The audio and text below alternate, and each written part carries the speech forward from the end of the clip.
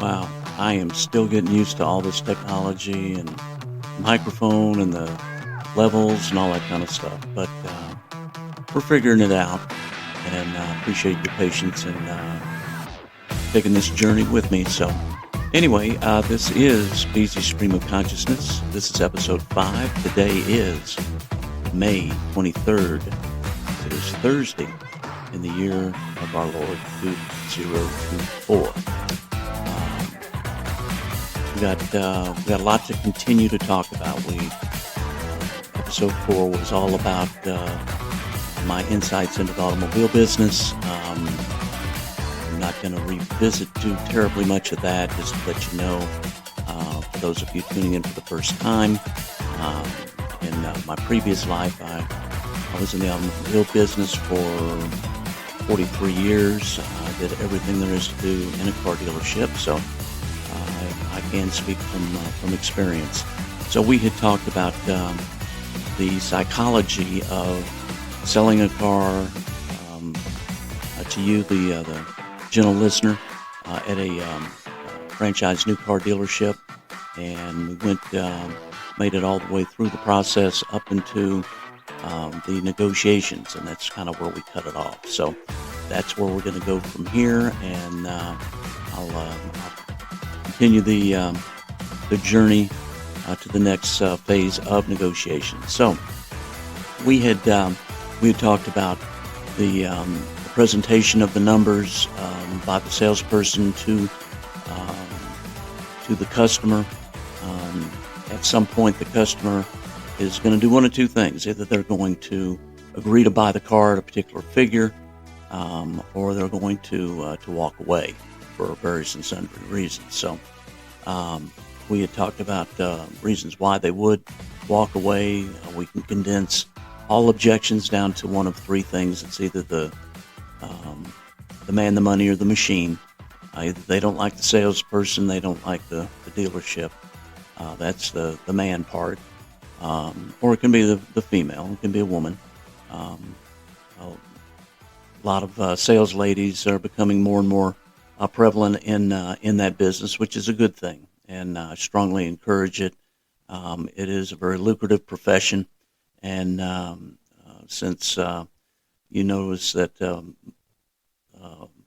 large percentage of real estate agents are female, and they make a very good living doing it, there's no reason why they can't sell cars. So anyway, next objection is the money.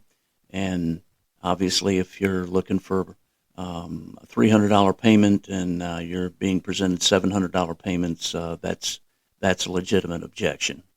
And then the machine, if you're on the wrong car, you came in looking for a convertible, and they've got you landed on a pickup truck.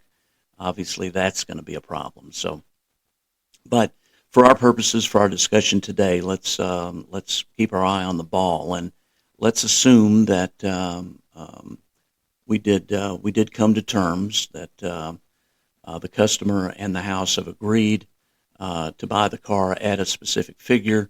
They have let's assume that they have a trade-in involved, and let's assume that they are financing with the dealership, and we'll unpack a couple of those things, particularly the trade and the financing piece. In fact, let's do this. Let's take a quick break, and then we're going to come back to trade-ins. Okay, I would say that 60 to 70% of all new car sales involve some sort of trade-in, and of those, 75% of those have a lien against them. In other words, the customer is still making payments. So, real quick, let's get into the psychology of the of trading in a vehicle from the dealer's standpoint and from the customer's standpoint. So, let's say you have your vehicle. In this case, let's just say a 2014 Kia Soul, and it's got 120,000 miles on it. You still owe $7,000 to Santander, for example. Let's just say that the dealer offers you $3,000 for it. You've been online. You've gone to KBB. You've talked to somebody at CarMax, and they've offered you $5,000. They have not seen the car yet.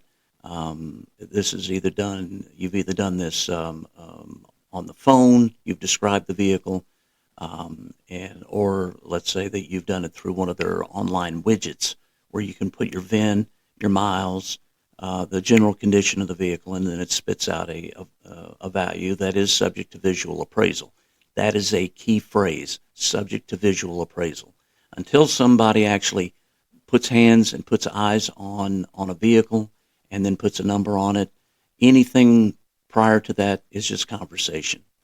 An automobile is like any other commodity. It has no intrinsic value. It is worth only what someone will pay for it. It is truly something that bears the market or bears the value of what the market will bear. That was a little difficult. Apologize for that. But it's only worth what somebody's willing to pay for it. You can go into the guidebooks all day long. You can go to KBB, have it spit out a value. You can go to a dealer's website and put in your information, and it'll spit out something. But there's disclaimers galore, and it's only going to be worth what somebody is willing to pay for it at a given moment in time. And generally you get that in writing. I've worked at several dealerships that buy cars off the street, so to speak, from private owners, people that aren't interested in buying anything. Maybe they've got an extra vehicle. Maybe they're in a situation where they've decided that, hey, I'm done with, 4 tires. I'm going to get me a motorcycle. I'm going to get me a horse. I'm going to hoof it. I mean, everybody's situation is different. So, but you've gone on, you've gotten a value, and then you come into some place that will actually buy the vehicle. Somebody is going to come out and physically appraise the vehicle. They're going to start it. They're going to take pictures of it. They're going to look at any damage.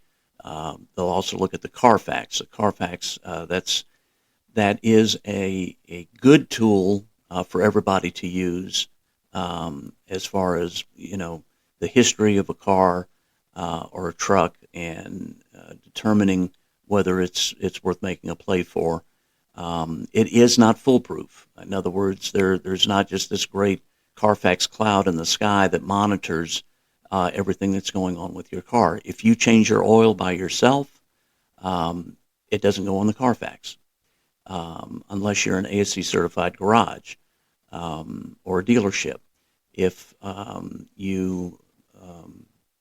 you get some body work done on the side and you don't file a claim with your insurance company, and the person who is doing the work doesn't report to Carfax, that doesn't get on the Carfax. You follow me? And so it is not foolproof. It will tell part of the story about the car. It won't tell all of the story.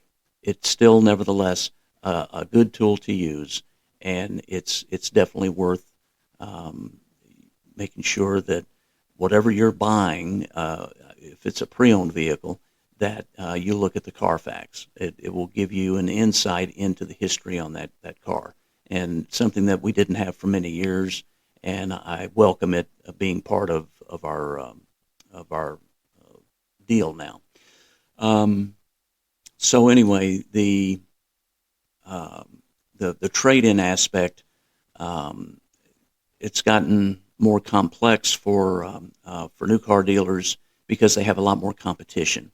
The aforementioned CarMax, the aforementioned Kelley Blue Book. A lot of dealers are Kelley Blue Book buying centers, and that's a good thing. That's just another way for them to acquire inventory, and it's a good tool for the consumer.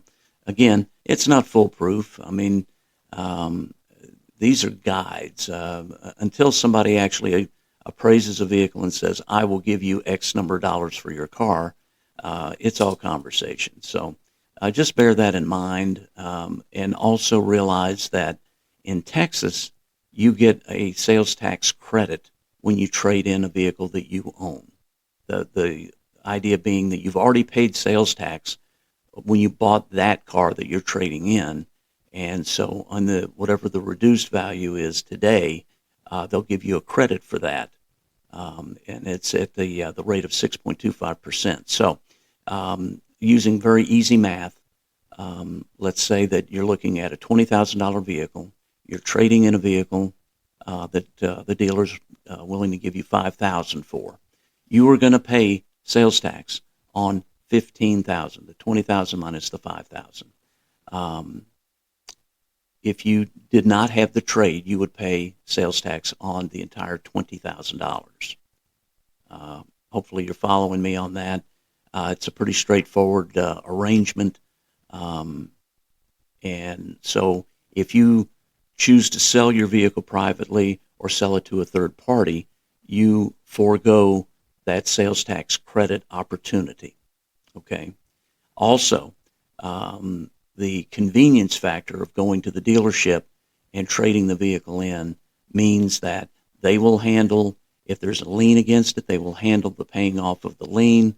They'll handle all the title arrangements. All you have to do is sign a few documents in the finance office, an odometer statement, a power of attorney, and perhaps a couple of other documents depending on the how the ownership is styled on the title. And even if you have misplaced your title, let's say you paid it off years ago, you put it in a folder, and the folder got sucked into the ether. That's not a problem as long as you're the registered owner of the vehicle. Then you can sign a lost title application. If there's still a lien recorded on the on it, you would have to get or the dealer would take they would get the release of lien from the lien holder. But all of that stuff can be handled. So there's a certain amount of convenience, kind of the one-stop shop aspect of trading in the vehicle at the dealership. All right, so that's the trade-in piece, and I apologize I didn't cover that yesterday as I should have. So now what's going to happen is all of the documents up to this point. A copy of your driver's license, a copy of your insurance, however many pencils they had to print, your credit application, and some other documents. They will all be grouped together and put in a folder that will bear your name, deal number, the stock number that you're buying, the salesperson's name, and the date. And it will have a checklist on the front of it that will be signed off by the sales manager. That folder will go to the business office or the finance office. This is where you will go ultimately to sign all of the documents to close the sale. If it involves financing, you will sign a retail installment contract. You will also sign a title application that will be sent to the state of Texas that will put the new vehicle in your name. It will also record a lien if whoever the bank is that's carrying your note. You'll sign an odometer statement certifying the miles on the car that you're buying. If you're trading in a car, again, you'll sign another odometer statement where you certify the miles on the car that you're trading in. You'll sign a power of attorney so that any other documents having to do with negotiating the title to your trade-in can be handled at the dealership level without you having to come back in and sign things. It's very convenient. You will also sign a multi-part bill of sale. You will sign warranty documents. If you purchase any products in the finance office, gap insurance, credit insurance, vehicle service contracts, maintenance policies, any of those kinds of things, you'll sign those documents as well. Everything having to do with the sale of the car as far as a legal and documentation situation will be handled in the finance office. Now, the finance producer, or the person that will actually be printing your documents and going over everything with you, Now, they are going to offer you different products, things that you can buy. Either you can pay cash for them or you can roll them into your finance contract. The first of these is gap insurance. Now, gap is just that. It's an insurance policy specific to your contract, wherein if there is a deficit, if your vehicle is totaled either through theft or collision or weather, um, then and your insurance company totals out your vehicle, they're going to settle with you for an amount that has zero to do with what you owe on it. Generally, they're going to settle with you for replacement value or some formula that is laid out in the insurance policy that you bought, that you currently have. And so, in this day and age, a lot of times there is a deficit. In other words, they're going to settle with you for a figure less than what you owe on the vehicle. Gap insurance kicks in at that point. You can file a claim with your gap company, and they will pay that deficit. So there is, in other words, you'll have zero owed on that vehicle in the event of theft or total loss. Um, it's good insurance. It's inexpensive. Um, it's it can be as few as several $100s, or it can be a few $1,000s, depending on the amount of your contract. It's good insurance. I highly recommend it. I've seen too many times where customers did not have gap, and their vehicle got totaled, and the insurance company settled with them for less than what they owed, and then here they were stuck having to pay a balance on a vehicle that they couldn't do anything with. So it's an unfortunate situation, and Gap addresses that. I do recommend that. So check that, and yes, I would recommend that. Then, depending on the dealer, they're going to have other things specific to them. Some dealer groups are going to have some sort of tire and wheel policy, where if you get a flat, the dealer will fix the flat for free, or if the tire is not repairable, they'll give you a prorated a replacement of the tire. Having sold tires at NTB and Firestone, and having had several flats over the years, myself and my family, I believe in the tire and wheel policy. Also, it will cover, in most cases, if you hit a curb and your wheel needs to be either repaired or replaced. Again, this is broad brush. I would invite you to read the terms of these policies and question your finance manager as far as specifics. But as a general rule, these are good things that are worth having. It really stinks when you get a flat tire. It can't be repaired for whatever reason. Maybe there's a rip in the sidewall. Maybe you got a nail in the shoulder of the tire. It's in a non-repairable area, and you have to buy a tire. That's Nobody likes that, and except the guy that's selling you the tire. And if you have a tire and wheel policy, then if it is repairable, your flat gets repaired for free. And then if the tire needs to be replaced, it will be replaced on a prorated basis. So that's good coverage to have. There are dents and dings policies that cover door dings, that might cover windshield repairs or replacement. Again, you're going to have to see if the value to you exceeds the price, and I can't comment on those other than they're available. A lot of dealers offer them. I would consider them again based on cost and so forth, knowing that if it's a windshield replacement policy, know that windshields are considerably more expensive than they used to be, especially on highline vehicles where they automatically demist or if they're made with a special kind of glass. A lot of European vehicles, their windshields are ridiculously expensive if you have to buy a fresh one. So look at that. Maintenance policies. The new cars now, again, as a general rule, they use synthetic oil or a synthetic blend. And the reason for that is those of you that use Mobil 1 in your personal vehicles, it lasts longer because the molecules are uniform in synthetic oil. So it maintains its viscosity longer. In other words, it stays slippery longer, and it dissipates heat longer. So that's why manufacturers now, if you put synthetic oil in your vehicle, they recommend 2 oil changes per year.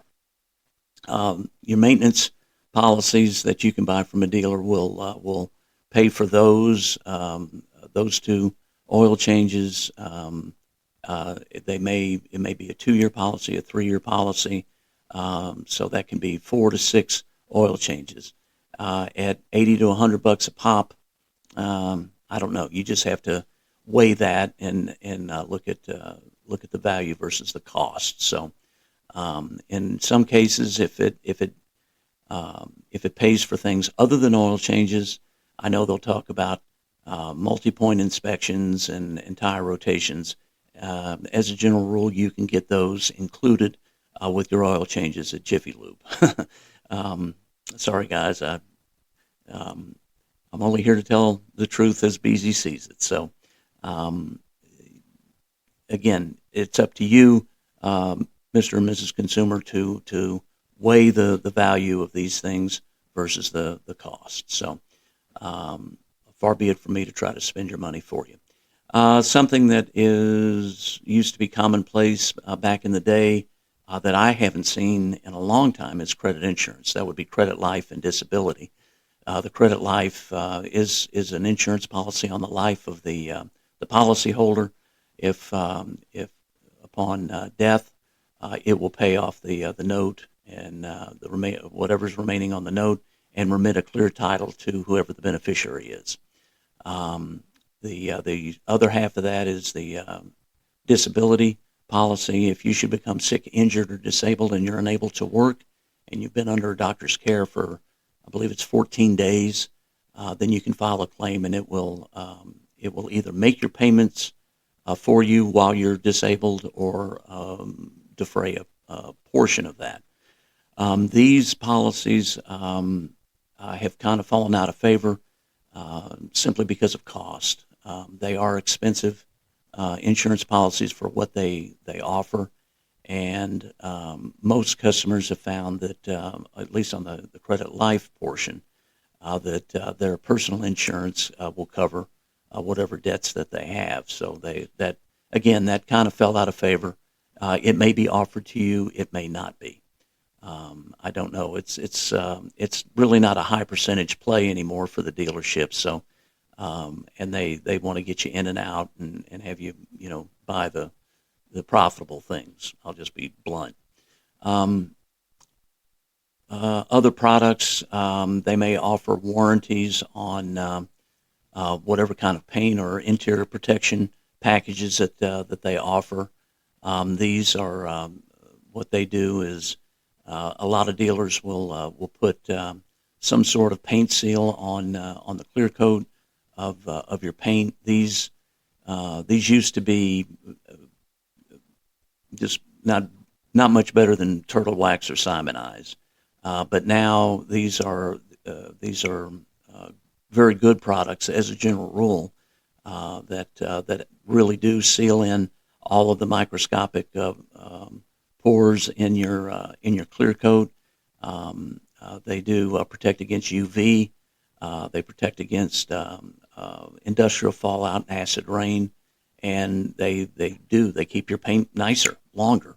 And then one of the things that the dealer may offer are warranties associated with that, to where you can come in once or twice a year and get all of that refreshed.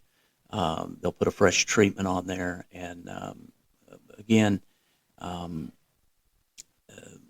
That's something else that we're going to talk about is dealer ads. We haven't discussed that yet, but we will. And so um, that's something that again you can either buy or not buy, take advantage of or not. Um, the My personal feeling is that if the stuff is already on the vehicle and you're planning on keeping it for a while and you like having nice cars, it's definitely something to look into. Something else would be any kind of anti-theft that they have that the dealer has installed on the car. LoJack is the most prevalent. Um, that's kind of a neat deal. I mean, you can get an app on your phone, find out where your car is at any moment.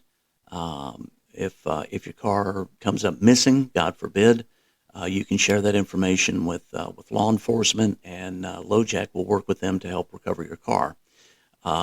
They Some insurance companies will actually give you a break on your auto insurance premiums because you have anti-theft installed on your car. Again, look at cost versus benefit to you. Um, I think it's a good thing. I really do. Finally, and if I'm forgetting anything, forgive me, but I am doing this off the cuff. But finally, you'll have the opportunity to purchase a vehicle service contract. Some people call them extended warranties. That's not entirely accurate. It is a vehicle service contract, and it will. There are different packages. There are different terms. There are different deductibles, um, and it will cover different things. Some policies will actually cover maintenance items. Your factory warranty does not. For example, items that are designed to wear out, wear and tear type things like wiper blades, brake pads, things of that nature. Your factory warranty doesn't cover that. It doesn't cover wheel alignments. If you can get a warranty that or a service contract that covers those things, hey, that's good. Anything that covers all of the high tech electronics on these new cars is a good thing. Um, you've got sensors on your bumpers, front and rear. You've got 360 camera views. You've got you've got lane departure, lane assist, or lane keeping assist. You've got all kinds of different things. You've got a navigation system. You've got an infotainment system. All of the electronics, all the smart seat technologies. It used to be, you had to move a lever on the bottom front of your seat to move it back and forth, and one on the side to adjust the rake. Now all of those are controlled by different motors. Um, some manufacturers actually have a massage feature in the seat to keep the driver comfortable. Of course, heated and ventilated seats. There's technology associated with that.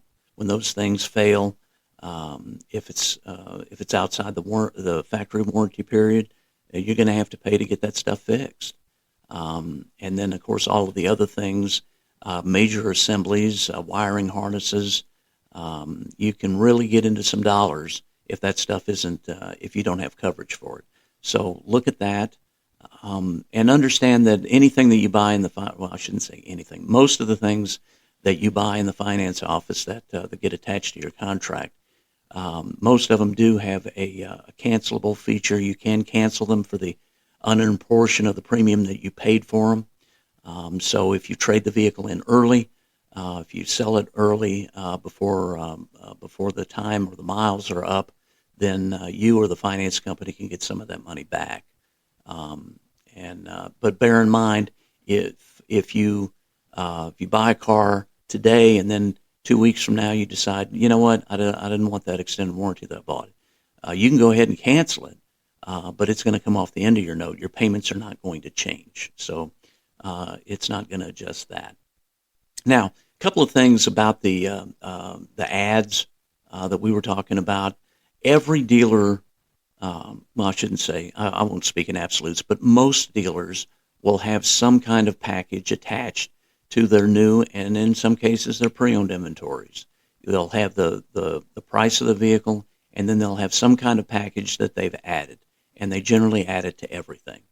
and it will either be some combination of window tint, a paint and fabric protectant, an anti-theft system, um, and there may be other things that they'll add. Again, I've arm wrestled with a lot of customers over the years about these different products. Oh, I don't want to pay any of that. I don't want any of that. Okay, cowboy, I'm with you, but let your salesperson do their dog and pony show. Have them sell it to you. In other words, have them earn the right to ask for that money. Why should you buy that? What is it about this particular product that makes it special that uh, where I could probably go someplace else and get it cheaper? Okay. Well, let's look at a couple of things. For example, ceramic tint.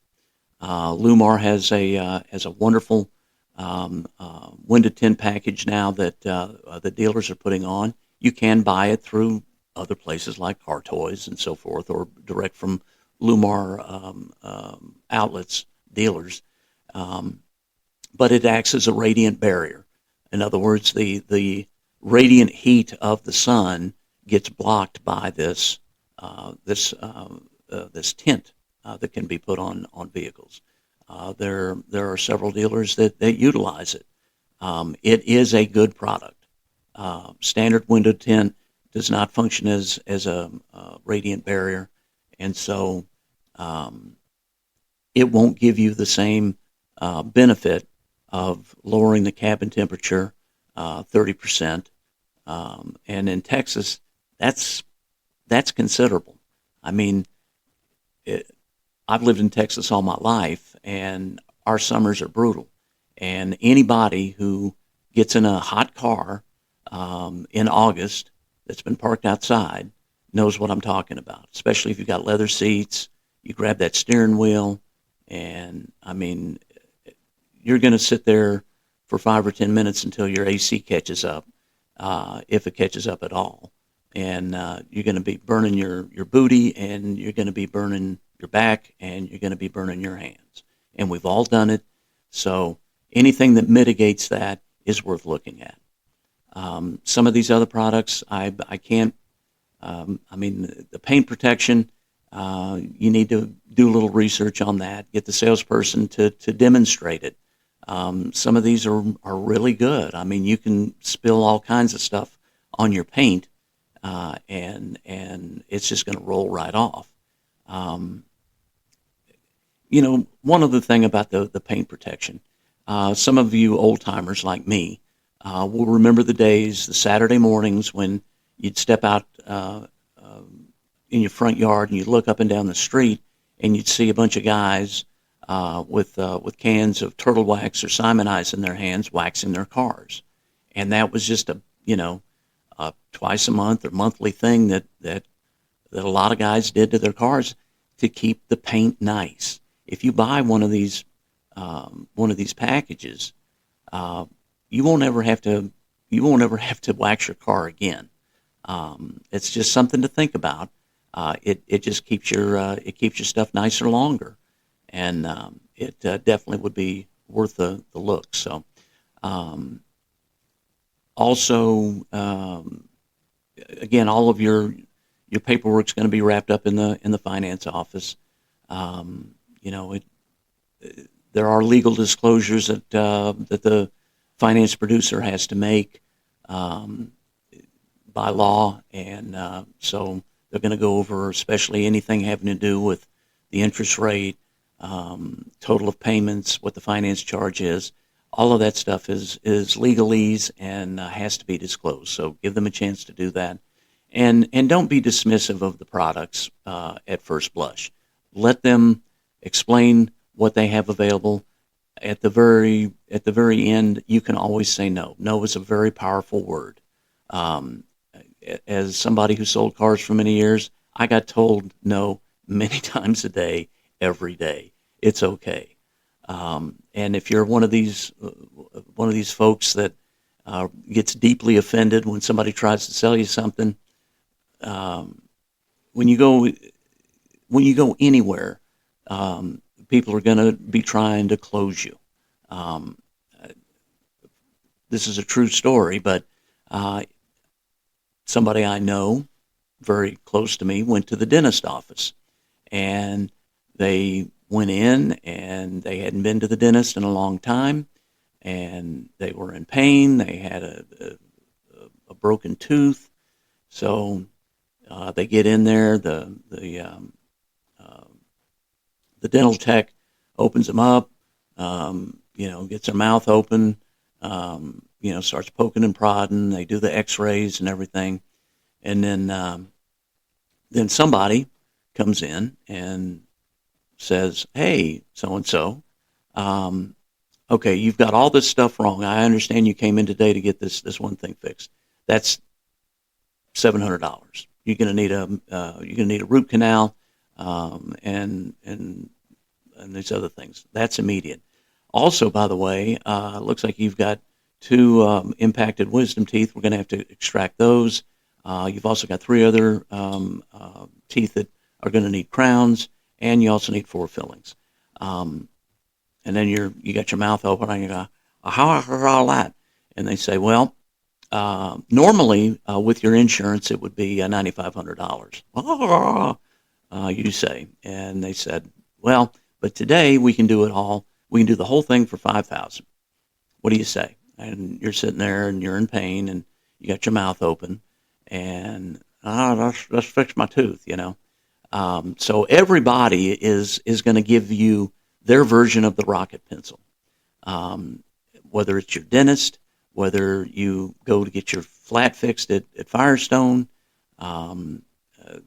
wherever you go, whatever you try to buy, they're going to try to upsell you, and it's just part of the deal. You just need to accept it. If it deeply offends you that salespeople are asking for the sale, I don't know what to tell you other than that's just kind of the way it works. I mean, when you go to buy something, there's going to be good, better, and best. And if you just want to settle for good, again, it's your money, it's your deal. But understand they're going to ask for the better and the best, and they're going to wait for you to say no. So get used to saying no. It's okay. I mean, you're not going to hurt their feelings. I mean, again, salespeople are salespeople. If you get into sales and you've got a thin skin, you're not going to last long. So, oh my goodness, looky there. We are almost up against it again. I do have more to cover in our next get together, our next episode. So I'm going to go ahead and sign off here. Do thank you for spending the 40 or so minutes with me, and on behalf of my producer Elsa, my engineer Lily, and my call screener and resident security guard Finland, I do appreciate you. Y'all are precious to me. And we'll talk again tomorrow. And I think we're going to do more car stuff. I like talking about that. And I don't get a script. So anyway, live long and prosper.